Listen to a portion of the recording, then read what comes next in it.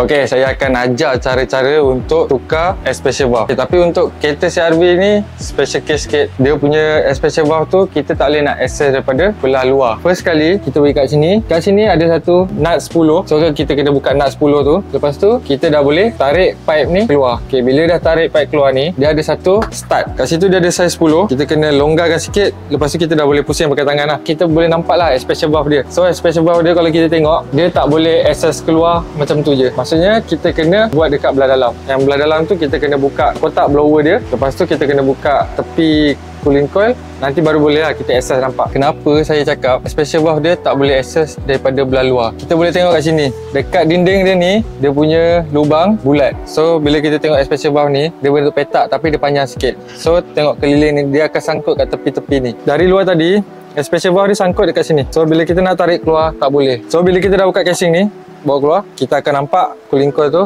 dengan special valve sekali. Nampak tak? So bila view dia macam ni, anda boleh nampak bila kita buka skru special valve, kita tak boleh nak bawa keluar sebab dia sangkut dekat casing ni dengan dinding firewall kereta tu. So, special valve ni ada satu inlet pipe. Kita kena buka dua skru Allen key size 4, kena buka. So lepas tu kita baru boleh buka dan bawa keluar inlet pipe ni. Dia akan sekali dengan special valve. So special valve ni ada dua skru size Allen key size 4.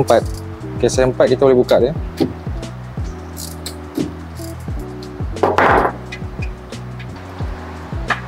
Lepas tu kita tinggal goyangkan dan tarik dia. Okey, dia dah tarik keluar, nampak? Ni lah special valve dia.